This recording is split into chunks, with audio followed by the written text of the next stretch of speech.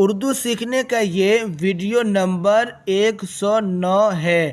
جواب: جی ہاں، سورج نکلنے کے وقت، سورج ڈوبنے کے وقت اور دوپہر کے وقت۔ جی ہاں، سورج نکلنے کے وقت، سورج ڈوبنے کے وقت اور دوپہر کے وقت۔ کسی قسم کی کوئی نماز پڑھنا جائز نہیں، کسی قسم کی کوئی نماز پڑھنا جائز نہیں۔ ہاں اگر اس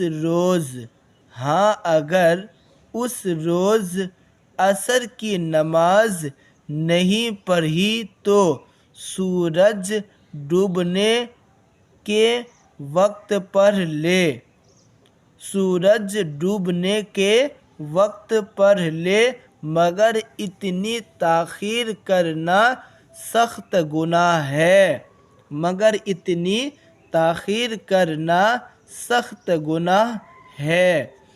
جی ہاں، سورج نکلنے کے وقت، سورج ڈوبنے کے وقت اور دوپہر کے وقت کسی قسم کی کوئی نماز پڑھنا جائز نہیں۔ ہاں اگر اس روز عصر کی نماز نہیں پڑھی تو سورج ڈوبنے کے وقت پڑھ لے، مگر اتنی تاخیر کرنا سخت گناہ ہے۔ سوال: سورج نکلنے کے وقت کتنی دیر نماز پڑھنا جائز نہیں؟ سورج نکلنے کے وقت کتنی دیر نماز پڑھنا جائز نہیں؟ سورج نکلنے کے وقت کتنی دیر نماز پڑھنا جائز نہیں؟ جواب: جب سورج کا کنارہ ظاہر ہو، جب سورج کا کنارہ ظاہر ہو، اس وقت سے لے کر تقریباً 20 منٹ تک نماز پڑھنا جائز نہیں۔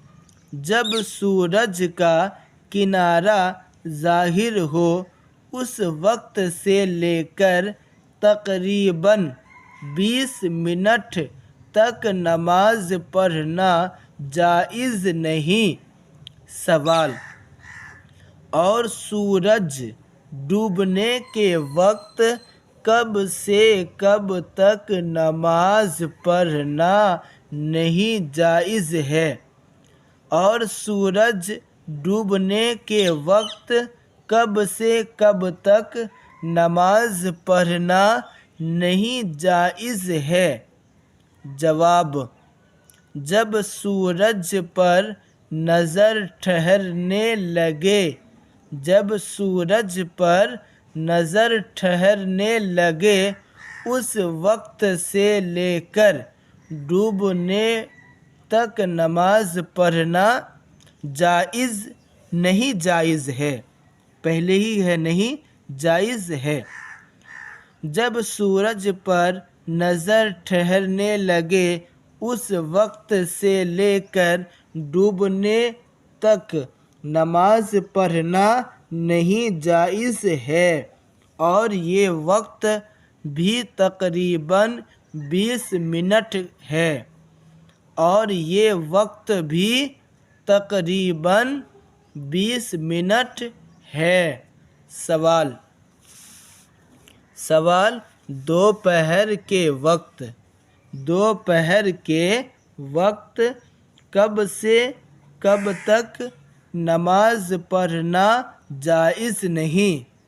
دوپہر کے وقت کب سے کب تک نماز پڑھنا جائز نہیں؟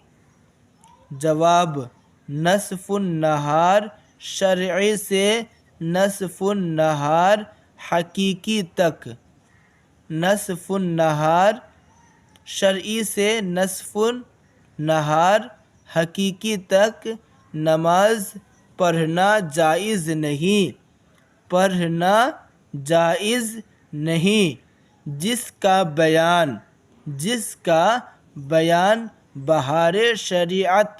بہار شریعت میں پڑھو گے۔